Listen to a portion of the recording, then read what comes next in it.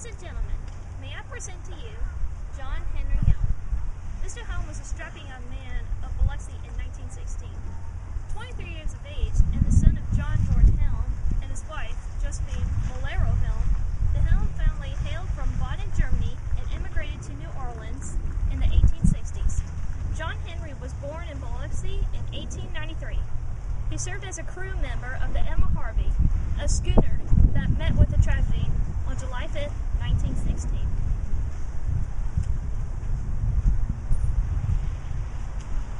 I was a bachelor. Oh, I had plans.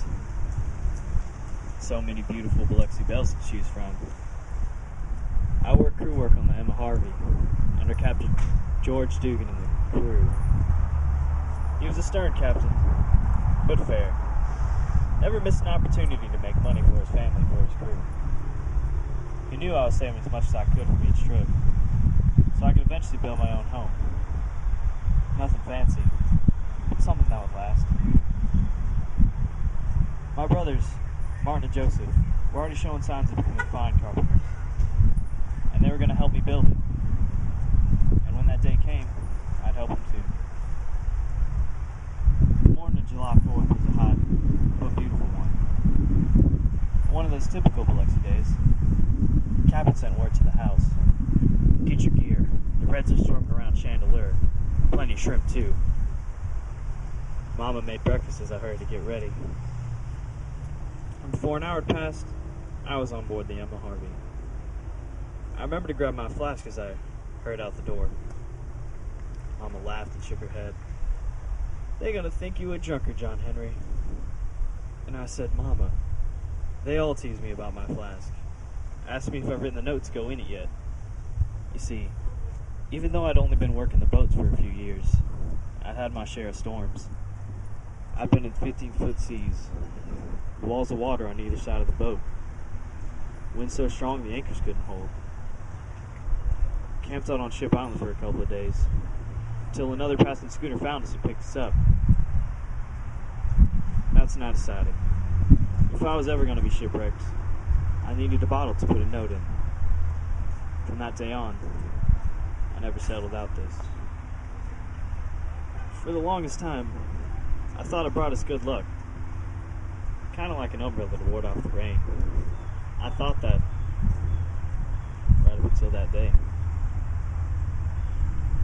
You see, the Emma Harvey wasn't such a tragedy for me. I wasn't married. I had no children. But the crew, they all had families. Cap had 11 children. Not even counting Arthur, who was with us when we went down.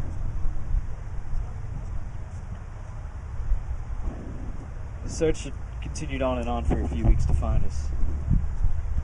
Do you know, a little whippersnapper by the name of Martin Lomax claimed he found my bottle out on Deer Island. Said he found it with a cork in it, but he threw the cork away. And when he couldn't get the note out, he decided to break my bottle. The little jokester even had the gall to take the note to the authorities in Biloxi. The note said, "Help, help, on an unknown island." Signed George Dugan and the crew. It gets into some youngins. About a month had passed, and when the boat was found, it was obviously all been lost. So, when you think of me, don't be sad. For I live on in the memory of a family who's been told my story for generations. And if anything, I should serve as a reminder to make every day count, because tomorrow is promised to no one.